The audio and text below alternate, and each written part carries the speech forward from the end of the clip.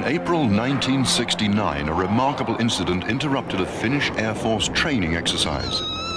Watched by dozens of pilots, 7 round objects appeared in the sky above the airfield at Pori in western Finland. As a jet fighter approached the objects, they rose in formation and made off at high speed, heading north. They flew into a headwind measured at 180 kilometers per hour. Fighter pilot Karmo Tukeva was ordered to pursue the strange intruders. What was his reaction? Ainoa tapa reagoida käskyyn oli kääntää nokka kohti Porin kaupunkia ja lähteä tarkistamaan tilannetta. Voitteko kuvailla, minkälaisia nuo pallot olivat? Pallot olivat yleismuodoltaan pyöreitä, ilman mitään tarkkoja äärirajoja ja väriltään voisi kuvailla vaalean kellertäviksi. Kuinka lähelle te pääsitte niitä palloja? Etäisyyttä on täysin mahdotonta määrittää, koska palloilla ei ollut mitään tarkkoja äärirajoja eikä mitään kiintopisteitä ollut käytettävissä. Kun nuo pallot sitten lähtivät liikkeelle, kuinka suureksi arvioitte niiden nopeuden? Nopeuden määrittäminen on täysin mahdotonta. Oma nopeuteni oli noin 700 kilometriä tunnissa ja pallot hävisivät moninkertaisella nopeudella kohti pohjoista. Oletteko löytänyt jälkeenpäin noille palloille mitään normaalia selitystä? Mitään normaalia selitystä kyseiselle ilmiölle on kyllä vaikea kuvitella.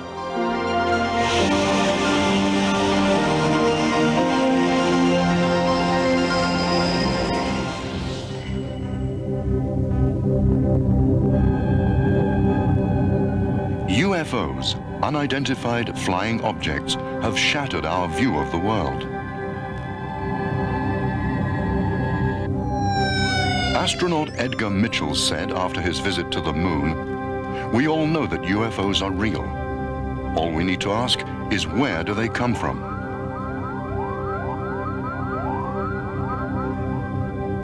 Soviet cosmonaut Grechko has said, "If I were free to tell what we've experienced in space, the world would be astounded."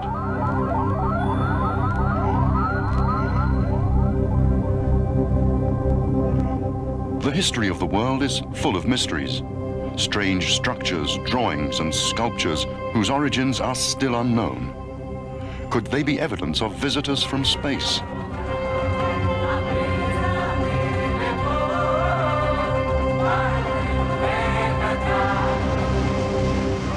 So far, there have been more than 100,000 reported sightings of UFOs all over the world, from Brazil to Lapland in the far north of Scandinavia.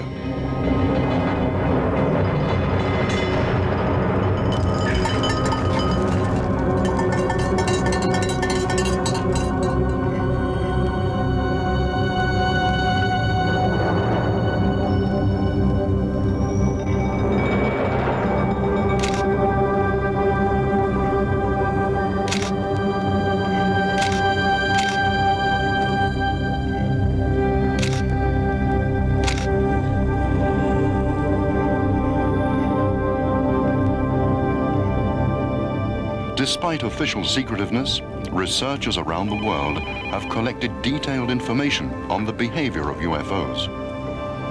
Although many supposed UFO sightings can be explained in normal terms, the remaining genuine UFOs have displayed common characteristics that warrant scientific investigation. The name flying saucer was coined by pilot Kenneth Arnold in 1947.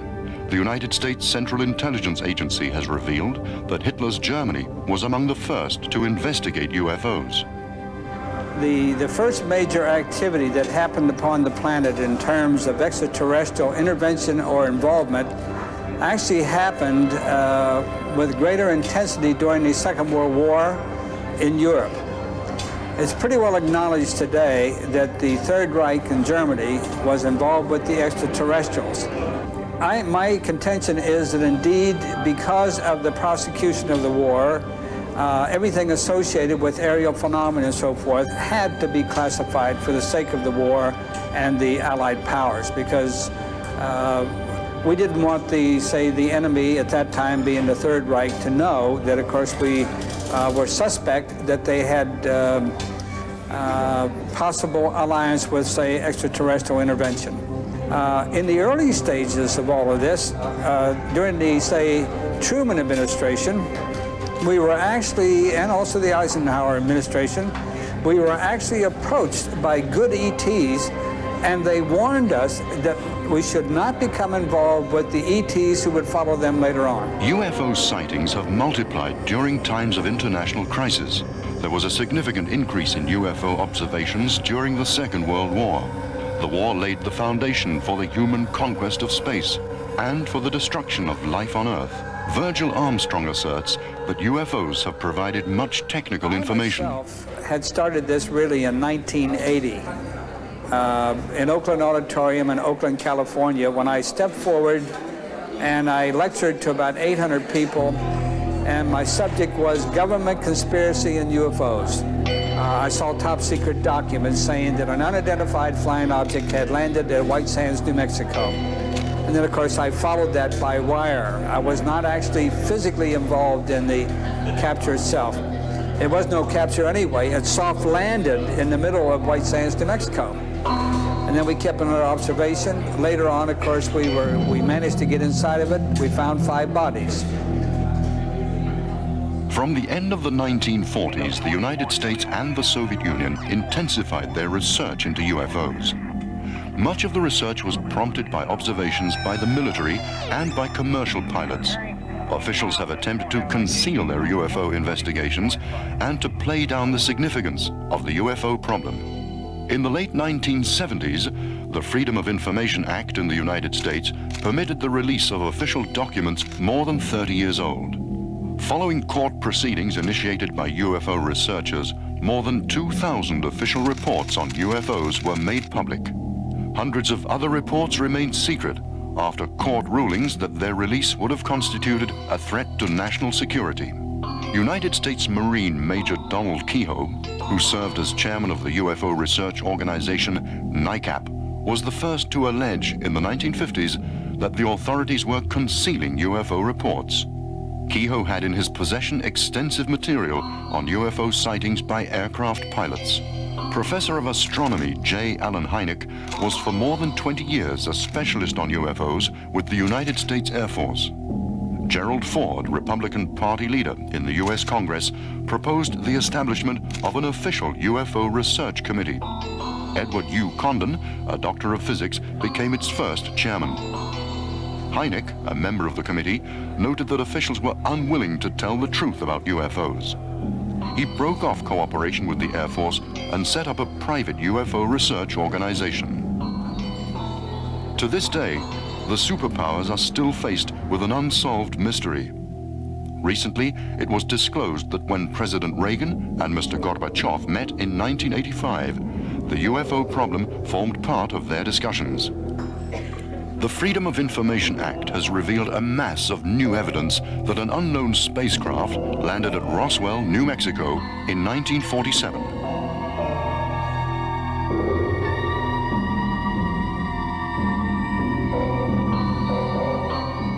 United States Air Force personnel who arrived on the scene found the UFO as well as the bodies of visitors from space. According to eyewitnesses and written records, military personnel closed the area and prohibited everyone from telling what they'd seen. The mass media were told that the strange object was a weather balloon. Now, even so, that's pretty strange because we go back to the ones we took off the ship in 1948. They were little fellows. They were 3.5 feet tall. The largest one was 4 feet, and he was the senior of the group. They were humanoid, but they only had 4 fingers instead of the 5 and 4 toes. They had no ears. They had no nose, no hair, and the mouth was immobile. So although they were basically humanoid, they were totally different. According to the autopsy reports, the creatures had 4 long-nailed fingers on each hand. Between each finger was a fold of skin. The creatures had gray skin, and their blood, although liquid, was totally unlike human blood in composition. The released documents report that a top-secret task force, Majestic 12, was set up to investigate the case. The group received its orders direct from President Truman. The case has been examined in great detail by Canadian nuclear physicist Stanton Friedman. I believe the United States government has the bodies of aliens in its possession, whether it's the Army, the Air Force, the Navy, the National Security Agency, the CIA, I have no idea. But I'm certain that with the crash of a flying saucer in Roswell, New Mexico in 1947, July, that they recovered not only the vehicle, but the bodies as well. There are other stories about other crashes, but that one's been thoroughly investigated. We've talked to more than 100 persons connected with that. So yes, the government certainly has alien bodies. On the 5th of May, 1989, South African Air Force fighters took off to intercept a strange object that had penetrated South African airspace. One of the pilots fired at the intruder using a new laser-guided weapon, forcing it to land across the border in Botswana. On board the UFO were humanoids who looked amazingly like those found at Roswell. They were short and had only 3 fingers with long nails on each hand. Between the fingers was a fold of skin. Their eyes were wide and slanted, and their skin was a bluish gray. The incident was investigated by Anthony Todd, who served for 25 years as a police officer. The UFO came down and crashed in the Kalahari Desert. And when the authorities retrieved the UFO, which was intact, 2 live alien beings were found inside it. The craft and creatures were eventually transported to Wright-Patterson Air Force Base in America. This information came to us from South African intelligence sources. I've seen them several times. I've been within 100 meters of one of these craft. A huge saucer-shaped object with a dome on top with portholes around the outside, colored lights rotating around the bottom, and the whole object glowing. I've signaled on one occasion to one, and it actually turned around and came back to me. I've seen them several times since, always with witnesses. The first case when I was a police officer in 1978. Since making his disclosures, Todd has been the target of threats and other forms of pressure. The belief that UFOs are merely tricks of light, which cannot be scientifically studied, is wrong. Researchers have thousands of reports of UFOs that have left behind physical marks. In January 1981, a UFO landed in the garden of a farmhouse in France. Investigations by the National UFO Research Organization, GIPAN, and the Agricultural Laboratory, INRA, revealed that something strange had happened to the vegetation growing where the UFO landed. Its biological structure had changed, as if it had suddenly aged. The investigators maintained that only extremely powerful nuclear radiation could have caused such a phenomenon. Professor Hynek's research center has more than 3,000 reports of physical marks left by UFOs.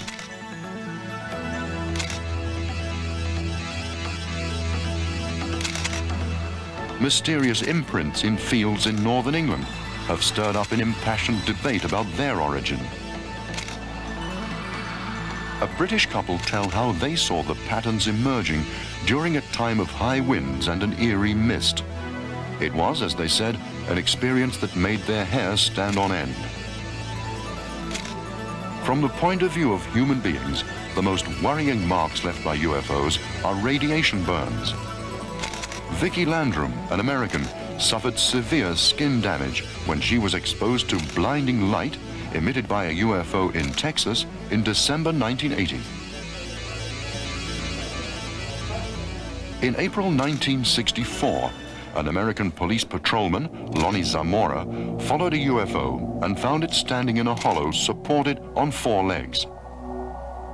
Zamora radioed for assistance. From a distance of 200 meters, he watched as creatures in white clothes emerged and began to examine their craft, which bore a strange marking like an arrow on its side. Before Zamora's colleagues arrived, the creatures went back inside the craft, which then took off and disappeared. The plants under the UFO were scorched, and its 4 landing legs had left imprints in the ground. Professor Hynek investigated the case thoroughly and became convinced that it was authentic. UFO incidents around the world have often been associated with remarkable cases of cattle being dissected. Blood has been drawn from them, and their internal organs have been removed with amazing surgical precision. Such incidents gave rise to a conference organized in the United States in the late 1970s, headed by Senator and former astronaut Harrison Schmitt. The phenomenon has remained a mystery, and CIA investigation findings are kept locked away. UFOs are a worldwide problem that's been discussed at the United Nations. On the initiative of Grenada, special sessions were organized in 1978 and 79 and were attended by the world's leading UFO researchers. After the deliberations, the United Nations urged member countries to study UFO cases and report them to the World Organization. In addition to secrecy and pressure, organizations of skeptics have been set up in a number of countries. They systematically deny the existence of all UFOs. A true skeptic would be very useful in the field of UFOs or ufology. Unfortunately, what we're really dealing with in most instances are not skeptics. I'm a skeptic. I check things out. What we're dealing with are debunkers, and they seem to have very little to offer because they're the true believers. They know there's nothing to the subject, so they don't give it any attention. They just make proclamations and charges. So skepticism is fine. Debunking isn't very useful. Well, certainly the noisiest of the negativists is Philip Klass, a former senior avionics editor for Aviation Week and Space Technology. He and I have tangled many times, and I've debunked all his debunking. And yet he continues to make the same silly charges over and over again. He gives no thought to his charges. I mean, I'm glad he paid me $1,000 for proving him wrong by providing more than 10 documents done in the same large pica type that he says wasn't used at the White House in 1953. He had looked at 9 documents out of the 250,000 pages of material at the Eisenhower Library. That isn't very solid thinking if you jump to a conclusion on 9 out of 250,000. What is your opinion about the magician and skeptic James Randi? James Randi isn't really a UFO skeptic. He's a debunker. He knows practically nothing about UFOs. In his book, Flim Flam, he discusses Marjorie Fish's star map work connected with the Betty and Barney Hill case and gets just about everything wrong. Now, a different kind of skeptic is Carl Sagan. Carl and I were classmates at the University of Chicago. I have no idea why Carl has continued to make foolish charges about flying saucers. His most recent one was that every UFO sighting, when carefully investigated, turns out to be either a fraud or a mistake. The statement itself is a fraud because every large-scale scientific study provides loads of sightings that are neither, that are obviously evidence of intelligently controlled extraterrestrial spacecraft. UFO witnesses have not only been uneducated country folk, their number includes some very prestigious people. Former US President Jimmy Carter, in the company of some 20 other people, saw a UFO on January the 6th, 1969. He was then governor of Georgia. On the 17th of November, 1986, a Japanese airliner followed 3 UFOs for half an hour. The pilot, Flight Captain Kenju Terauchi, one of Japan Airlines' most experienced flyers, described the biggest of the UFOs as being 5 times the size of a jumbo jet. They changed speed astonishingly quickly, and Captain Terauchi stated that the UFOs must have come from outer space. There are thousands of photographs of UFOs. A controversial pioneer of UFO research, George Adamski, photographed UFOs in the 1950s with the aid of a telescope. Adamski claimed also to have seen humanoids and flown into outer space with them. Skeptics have offered dozens of explanations for this flying saucer picture of Adamski's, suggesting it could be the top of a vacuum cleaner or an ashtray. A photograph alone can never be final proof, because trick photography allows hundreds of possibilities. The final years of Adamski's life were tragic. He was branded as a trickster. These pictures were taken by an American couple, the Trents, on May the 11th, 1950. researchers regard them as some of the most reliable UFO photographs. The target of a furor, at least the equal of the Adamski controversy, was Edward Meyer of Switzerland as a result of his photographs and claims of having had contacts with humanoids. Even before his claims were investigated, he was labeled the UFO hoaxer of the century. Meyer claimed to have been in contact with humanoids who were replaced at intervals of 11 years, the same rhythm as the changes in sunspot activity. Creatures from the Pleiades galaxy told Meyer that they were cautious about approaching humans because they didn't want to give rise to a new religion.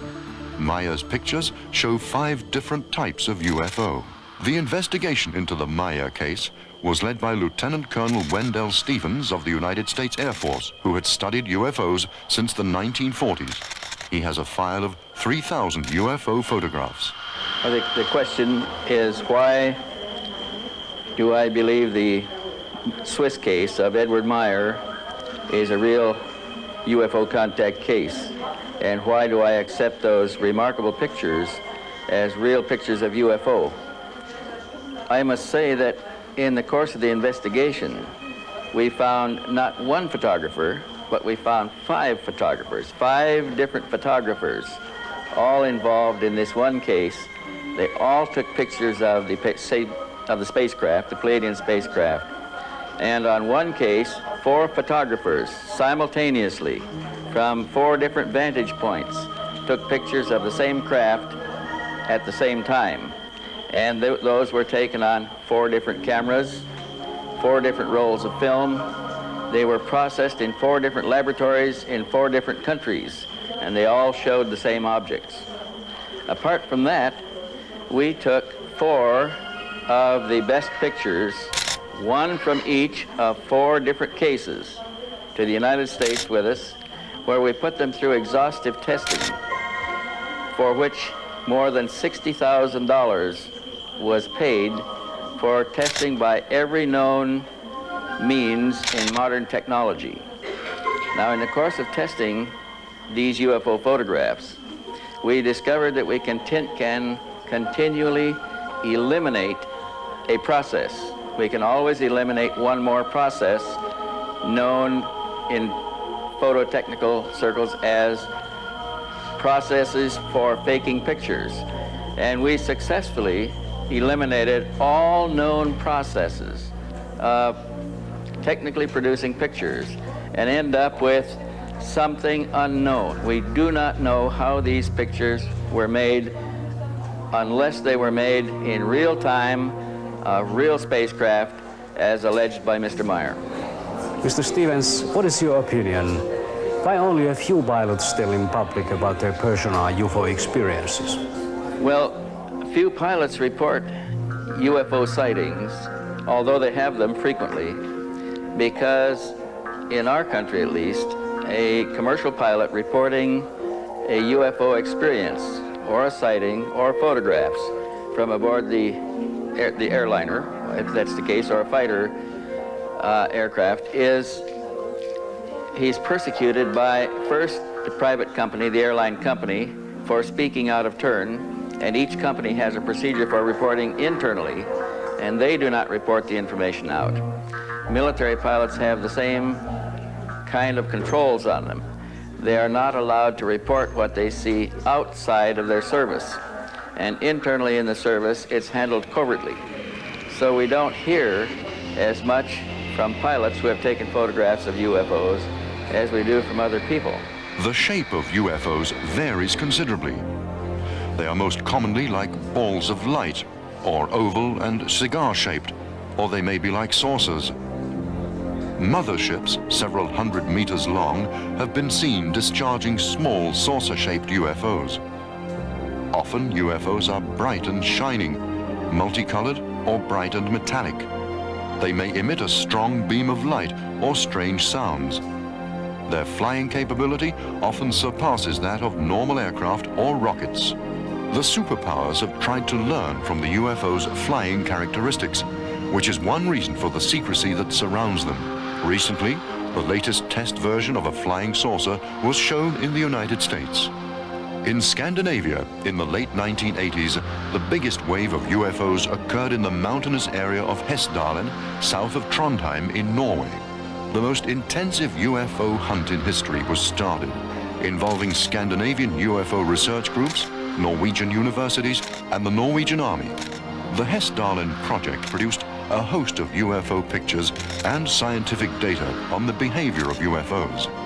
In spite of the wide array of scientific equipment used, no logical explanation for the phenomena could be given. Study of the UFO's behavior did suggest that they were guided by an intelligence. UFO investigators from Finland, the United States, and France also took part. Among them were Professor Hynek and a French researcher, Jean-Michel. For my position, it is absolutely beings from outer space who were trying to contact the people there. But unfortunately, there were not enough people ready to welcome there, to talk with them, and also there were been too much people from outside coming to the spot. Therefore, the activity is now decreasing, and UFOs are moving southwards on other places in central Norway and in the mountains. A wave of UFO sightings similar to the Hessdalen episode took place in the Kuusamo district of northeast Finland in the early 1970s. Most of the strange light phenomena and sightings of objects were concentrated on the slopes of Finland's most southerly fell called Isosyöte. Strange balls of light have been seen in the same area more recently. It's been noticed in many parts of the world that UFO sightings are particularly common in mountainous regions. The reason may be magnetic fields, which the UFOs possibly make use of for their avionics systems. The Finnish wave of UFO sightings in the 1970s inspired an extensive research project which was not supported by official or academic circles. Pudasjärven UFO-aallon aikana tutkimme ilmiötä välineellisesti ja käytimme siihen kaikkea valokuvausteknillistä materiaalia, mitä oli saatavissa, erityisesti infrapuna-alueella. Kykenimme tallentamaan ilmiöitä, jotka eivät vielä tänäänkään ole selvitetty. UFO sightings occur continually around Finland and Scandinavia. On August the 30th, 1986, the couple Maila and Kalle Koivunen were driving to their summer cottage for the weekend. When they'd parked the car and were walking towards the edge of the lake, a series of events began which turned the Koivunen's view of the world upside down. Tulimme rantaan ja astuimme veneeseen, kun vaimoni huomasi taivaalla valon ja sanoi, että sieltä tulee lentokone. Vilkasin sen taivaalle ja samassa näin lähestyvän sieltä valopallo, joka silmissä suureni ja pysähtyi noin 30 metrin korkeuteen veneemme yläpuolelle ja oli läpimitaltaan noin 4 metriä. Minä kysyin Kallelta, onko se helikopteri? Sanoin, että ei se missään tapauksessa voi mikään helikopteri olla, sillä se tuli siihen täysin äänettömästi meidän yläpuolellemme.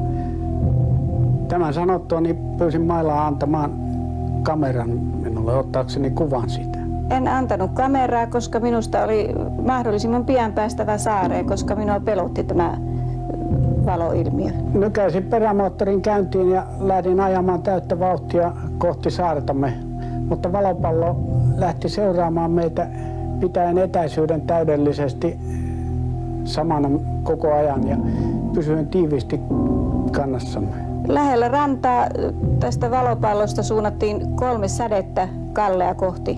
Ja silloin mua pelotti todella, koska mä luulin, että ne hullut tulee nyt meitä kohti. Ihmeellistä asiassa oli, että kameran laskuri osoitti filmin loppuneen, vaikka olin varmasti vasta ladannut sen uudella rullalla.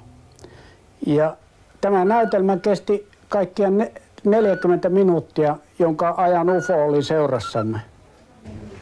The extraterrestrials observed with UFOs are said to come from many different universes and even from different dimensions. Thus, they appear to us in dozens of different shapes. Perhaps the most common physical type has a large head, big eyes and is shorter than a human. Some of them seem to have an incredible ability to change their appearance as well as their form of speech. A lot of people who have seen them do not like talking about them, and for UFO researchers too, they are a sensitive subject. The question is, what do they look like? You know, they're like people on this planet. There's many kinds out there. Some are 12 foot tall, some are 7 foot tall, some are 3 foot tall. I mean, there's all sizes and forms and shapes. I think the best thing to say is that the appearance they give to us is what they think we want to look at. We're really not seeing them in their true form. If they were to take off the funny face or something like that, we might be scared to death of them. So, in my opinion, what they try to do is to present themselves to us in a form that's acceptable and not frightening. Now, there's also some, like the tall ones, have sort of a square head, you know. And then, of course, you've got some who look just like you and I. In fact, there's a group called the Nordics.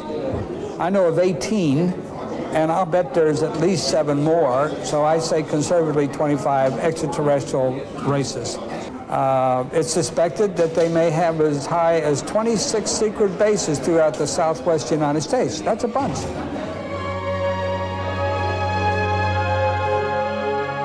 Finnish Air Force personnel have cited both UFOs and extraterrestrials, but very few eyewitnesses have had the courage to speak publicly. Among the most sensational experiences are those of Air Force technician Osmo Liene. Olin ilmavoimien palveluksessa 17 vuotta ja osan aikaa ilmavalvonnan piirissä aika tiiviisti. Me jouduimme, sanoisin aika usein, näiden outojen havaintojen vuoksi melkoiseen paperisotaan ja laatimaan niiden havaintojen liikkeistä ja suunnasta ja nopeuksista erinäisiä selvityksiä.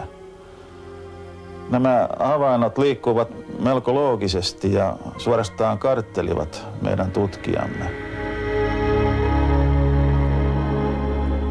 UFOs first made contact with Osmo Liene in 1954 when he was out walking near his home in southwest Finland.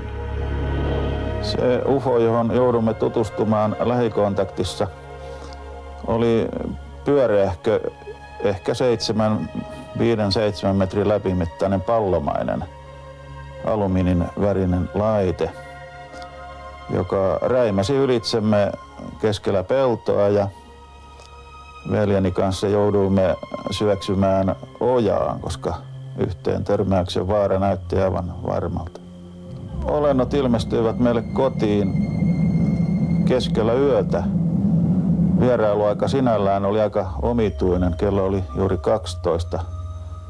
Lyönyt ja väki tietysti jo vuoteessaan. Ja minä olin ainoa, joka olin hereillä. Oven auettua luulin, että jokin itämainen porukka, lähinnä niin kuin nuoria poikia, olisi tullut väärään osoitteeseen. Heti sisään tultuaan he totesivat, että vai olet jo hereillä, sinua me tulimmekin haastattelemaan. Heillä oli laitteita myöskin mukana, lähinnä nykyisen pienen matkatelkkarin näköinen väline, jolla he sitten kyselyjen edistyessä näyttivät erinäisiä kuvia. Ja aina jonkun asian tullessa esille, siitä näytettiin kuvia tällä pienellä laitteella. Ja loppujen lopuksi kelattiin minun elämääni eteenpäin myöskin. Ja näin lyhyesti sanottuna ne tapahtumat, jotka minulle silloin kerrottiin, ovat tähän mennessä pitäneet hyvin paikkansa. Joskin tämän saadun tiedon viimeinen kuva on minun kannaltani vähän huonompi, koska siinä oli näytetty tapaturma, jonka uhriksi tulen jossain vaiheessa elämääni joutumaan. Minulle kerrottiin, että se tähdistö, mistä he ovat kotoisin, näkyy maahan rykelmänä, sikermänä.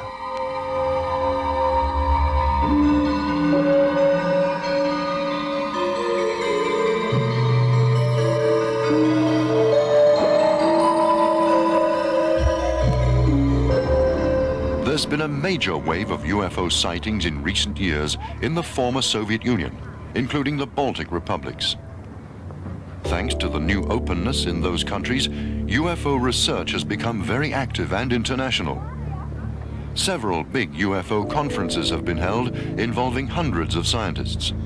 In 1989, news of the landing of a reddish, ball-shaped UFO in a park in the town of Voronezh spread around the world. Out of the craft came creatures 3 meters tall. On seeing them, one eyewitness suffered a stroke and another was temporarily blinded.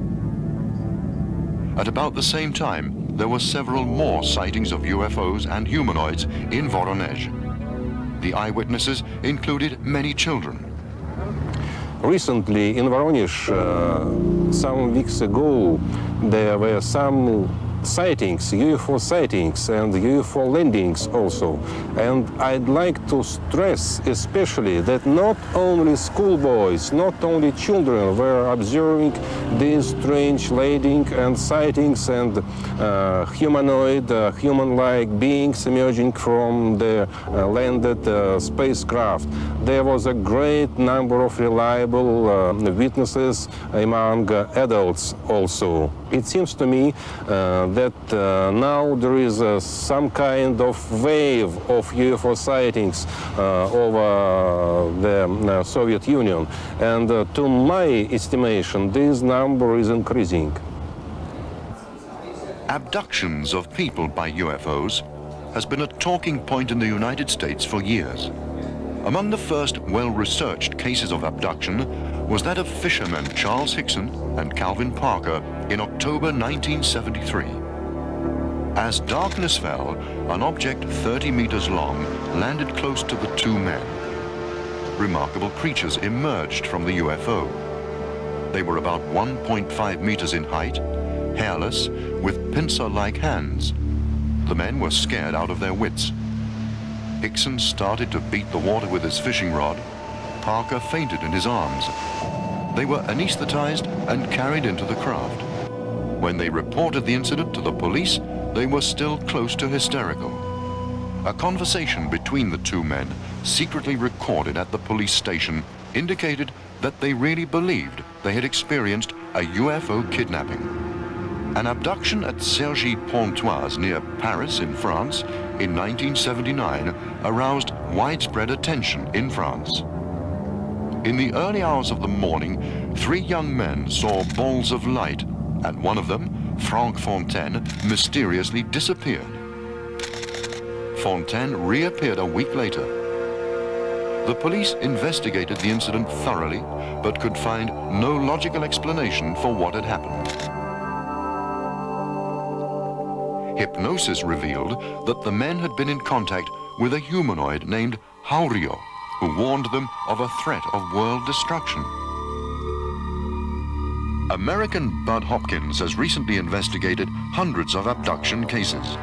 Because of the loss of memory often associated with such cases, Hopkins uses hypnosis on the people involved.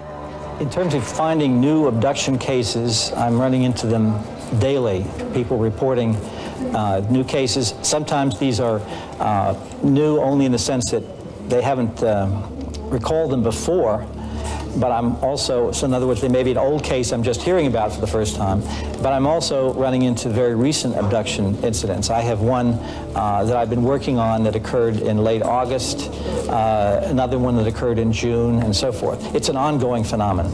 There's no reason to say for sure that abductions are concentrated in the United States. It is a worldwide phenomenon. One young woman I've been working with had a recent abduction, actually in August, in the United States, but in prior trips she was abducted in South America and Argentina. She's been abducted in Spain, and she's been abducted in various parts of the United States. I live in the United States, and therefore I suppose I hear about more American cases, and since my books are widely distributed in the United States, I'm hearing from more people. But I would guess if I were to go to Finland or any other place, and we were able to set up some way in which people could report their possible suspected abductions in a way that they would feel was supportive and trusting and so forth, that we would find huge numbers there too. I think this is a worldwide phenomenon. A growing number of abduction cases have come to light in Finland too. One case concerns Aino Ivanov. Because of her loss of memory, she was hypnotized. It appeared that her car had risen into the air in a cloud. Like many other contact people, Aino Ivanov is parapsychic. Tulossa Siivikon ja Puhoksen kouluilta autolla puolen yön jälkeen olin näillä kouluilla tuntiopettajana. Ja kun auto ylitti tämän Iijoen sillan, silloin näin edessäni Sumuseinämän. Ja kun auto sukelsi tänne Sumuseinämän sisälle, tapahtui jotakin merkillistä. Auto lähti nousemaan ylöspäin. Se kulki käsittääkseni huimalla nopeudella ja ensin oli aivan pimeä. Ja sen jälkeen oli tämmöinen niin kuin kirkkaan sininen kenttä, auto meni sen läpi ja sitten tuli taas pimeä ja mä näin niin kuin kirkkaita valopisteitä, jotka lähenivät ja loittonivat. Ja heräsin siitä, kun huomasin, että oli niin kuin vähän niin kuin hämärää ja auto laskeutui tälle oudolle kamaralle. Ja sitten mä aloin silmäilemään, että minkälaiseen paikkaan mä oon niin kuin joutunut. Auto oli jonkunlaisessa laaksossa, joka puolella oli vuoret ja mä vilkasin maata, se oli niin kuin punaista kiveä tai soraa ja huomasin, että se oli noin suurilla halkeamilla, jopa 5 sentin halkeamilla. Ja mä ajattelin mielessäni, että tässä paikassa ei ihminen voisi elää, että ja ainakaan tässä vettä saisi. Sitten mä huomasin, että sieltä vasemmalta puolen sieltä vuoren kylkeä alas tuli 2 henkilöä. Heillä oli suuri pää eikä ollut hiuksia ollenkaan. Suuret silmät, jossa ei ollut niin pupilleja ja pieni nenä ja pieni suu, ei ollut huulia ollenkaan ja heidän ihon väri oli aika vaalea. Tämän ensimmäisen matkan aikana musta otettiin sitten näytteitä.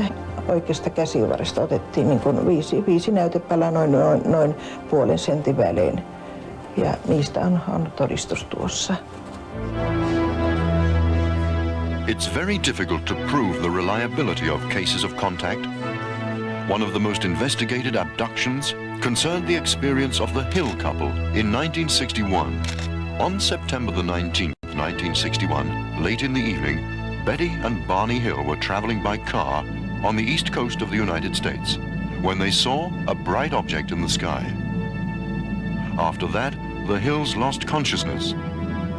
When they came to, the UFO was gone and they had traveled nearly 50 kilometers south without being aware of it. Under separate hypnosis, the Hills both told how they'd been anesthetized and transferred to the UFO. Large-headed, large-eyed creatures had carried out medical tests on the couple, including taking a sperm sample from Barney Hill. One of the creatures had shown them a picture that gave the position of their home planet in relation to our universe. Phyllis Van Schlemmer is a contact whose space adventures are of the same type as Aino Ivanov's. I've had meetings with beings from other planets on UFOs twice.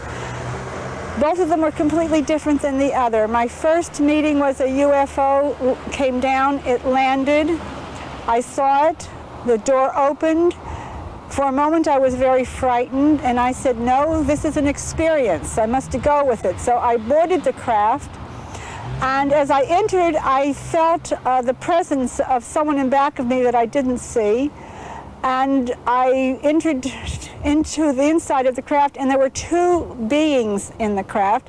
They were well over 6 feet, formed exactly like a human, quite good looking, appeared to be males. They had a metallic type of costumes on, did not seem to have any openings or fastenings of any kind. Very large, crystal blue eyes, if you can call eyes crystal blue. And several years before, in my office one day appeared a space being, and it was similar to this being that these 3 beings, or the 2 beings that I had seen that was on the ship. The trip was to the moon. They put this type of helmet on. It was like a plastic helmet or plexiglass, and it had a rim all around it. It was clear. It was a double plexiglass or plastic. It had little holes around, and when they put this helmet on me, it created an atmosphere around me that I could breathe. Because I had told them, look, we're on the moon. I want to go out. You can't bring me here and then not take me out on the moon. So they put this device on me, and as I walked, it seemed that the surface kept it above ground, so it functioned in this manner. I don't know how it worked. But they opened the door, and one took one hand, and one took the other hand, and they took me outside, and I was so happy because they were holding me. I was floating, and they were holding me down. They did not have problems walking on the moon. They did not float. They may have had something to hold them down. I don't know, because their boots were the same as their clothes. But I walked around for a while, and I wanted to walk, and they held me down so I could walk in the dust like this and kick it up and so forth.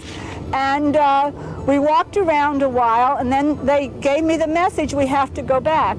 And they took me back in, and took me off the took the device off me. I sat down and came back, and it was when I got off the ship and then went back into the house, it was 6:20 in the morning, and I had left at approximately 2 o'clock.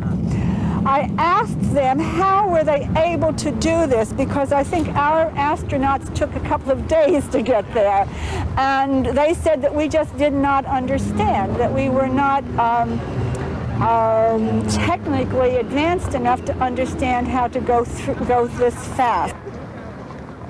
In evaluating cases of contact, it has to be remembered that the experiences are often described either under hypnosis or as parapsychological phenomena.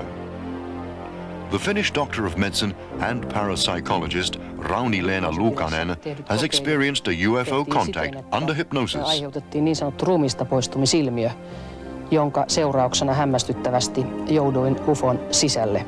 Luonnollisesti ihmiset sanovat, että tämä on mielikuvitusta. Minulle se oli täyttä todellisuutta, ja minusta se oli erittäin mielenkiintoista olla UFOssa tutkittavana aivan kuin lääkärin vastaanotolla ja tavata olentoja, jonkalaisia en ole aikaisemmin nähnyt. Minä pystyin havaitsemaan 3-4 olentoa, jotka olivat pieniä, noin 80-senttisiä, enkä pystynyt edes sanomaan, olivatko he miehiä tai naisia. Voitteko kuvailla, miten tuo teidän väittämänne ruumiista irtaantuminen sitten tapahtui? Toisin sanoen, miten te kohtasitte nämä UFOt? Se on parapsykologinen ilmiö, jota on varsinkin USAssa tutkittu hyvin paljon. 8 miljoonaa ihmistä on kokenut ruumista poistumisilmiön siellä. Se on ilmiö, jota meidän psykiatriamme hyvin huonosti tänä päivänä tuntee. Mutta siinä ihminen tuntee, että hänen tajuntansa kohoaa hänen fyysisen ruumiinsa yläpuolelle, ja se tajuntana lähtee mihin tahansa. Minun tajuntani näytti lähtevän UFOon. No millä tavalla juuri parapsykologia ja UFOt sitten liittyvät toisiinsa? Parapsykologia on tiede, joka tutkii niin sanottuja yliluonnollisia ilmiöitä, ja monien ihmisten mielestä UFOt ovat yliluonnollisia. Parapsykologia tutkii muun muassa automaattikirjoitusta, se voi tutkia ruumista poistumisilmiöitä, ja nämä ynnä telepatia ovat muun muassa tapoja, joilla UFOihin voidaan olla kontaktissa. South America, especially Brazil, has for long been among the world's most active UFO areas. The abduction of Brazilian lawyer Antonio Villas-Boas is one of the most astonishing UFO stories. If the case had not been investigated with uncommon thoroughness, it could easily be written off as science fiction. On October the 15th, 1957, Antonio Villas-Boas was plowing on his farm when a 10-meter-long object landed near him. To his surprise, 4 helmeted creatures came out of the UFO. They grabbed him by the arms and took him into the craft. He was subjected to medical experiments, which climaxed when into the room stepped an almost human female creature. The creature undressed, and Antonio found her extremely beautiful. The woman invited Antonio to have sexual intercourse, the purpose of which was to cross a human with an alien being. Later, the extraterrestrials returned to show him a small being, Antonio's offspring. Betty Andreasson, an American whose father was Finnish, met extraterrestrials for the first time on January the 25th, 1967. the beings came to her home and anesthetized her family. They took Betty to a UFO, which traveled to a completely strange place about which Betty remembers only fragments. UFO investigators returned Betty under hypnosis to the time of her UFO experience, and she was able to recount her journey in detail. Betty Andreasson later told of UFO encounters during which she claims to have visited a center for cross-breeding humanoids with humans. These pictures are based on Betty Andreasson's own recollections. In some abduction cases, the kidnapped people have gained the impression that the cross-breeding experiments are not necessarily about developing mankind. Perhaps the most remarkable abductee is the American writer Whitley Strieber. He seriously considered suicide until he met Hopkins, who told him that hundreds of others had met the same kinds of beings. The abductions, the final bottom line really can't be guessed at yet. We don't know what the ultimate goal is. I would say there's no doubt in my mind that the center of it, the focus, is on a genetic experiment involving the creation of a hybrid, of a mix of aliens and ourselves. Now, what that would lead to, what that means, I have no idea. They've been doing this for a long, long time. I just did an abduction, hypnotic regression with Charles Hickson that involved an experience in 1939. So if we can say, and I have a number of cases from the 30s, if this has been going on for that long, there's certainly been no warlike intentions. I don't think anyone can point to anything in the environment of the world that would suggest anything evil or malevolent that's come in through the deliberate actions of the UFO occupants. So they've been, let's say, peaceful for a long, long time. That would tend to make you feel there's no warlike idea, and I don't really fear an invasion. On the other hand, of course, you look at the world today, there are wars raging here and there, local wars, there's AIDS, a whole new problem we have, the environment is in terrible shape, and nobody can point to anything in the world that aliens have helped. I don't think there's anybody who can point to something and say, here's a concrete example of intervention, which has been a sign, therefore, of friendliness. They seem to be totally neutral. They seem to be totally interested in their own agenda. They're not here to help us and apparently not here to harm us. Now, the fact that there's a tremendous amount of psychological damage being done by these experiences, it's very interesting and touching about human beings that we are gregarious by nature. We love to communicate. And I always am touched by the fact that there are scientists who put on bathing suits and go down in underwater tanks and talk to porpoises. Except the porpoises really don't talk back very much. There is some communication, but not as much as we would like.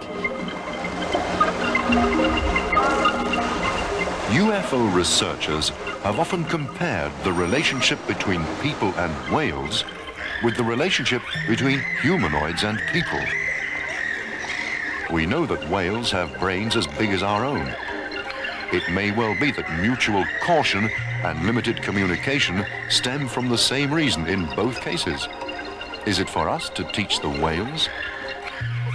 Dolphins command water, one of the world's basic elements, noticeably better and more harmoniously than people, who throughout their history have destroyed their own kind and at this very moment are threatening the life of the whole planet.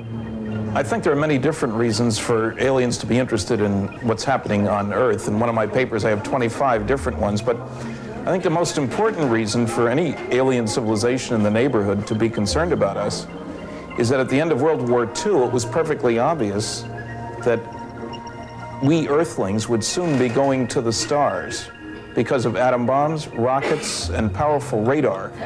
Our new technology would lead us to the stars within 100 years, which is nothing on a cosmic timescale. So if we make one assumption about aliens, that they're concerned with their own survival and security, we would expect them to want to check out all primitive societies in the local neighborhood. And surely from their viewpoint, we are a primitive society whose major activity is tribal warfare. So I think they're coming here for their own purposes, to make sure that we don't bring to them our brand of friendship, which they would call hostility, I think. Okay, Mr. Friedman, but can you tell us why only a few scientists are interested in UFO research? I think there are more than you might expect. I've talked to many professional groups about UFOs, and I find there's a lot of interest. I think the biggest problem, though, and I wish there were a lot more, is that most scientists are unacquainted with the large-scale scientific studies that would lead them to believe that some UFOs are alien spacecraft. So I'd like to see more join me, but most of them have jobs to do and worry about ridicule if laughter curtain is real.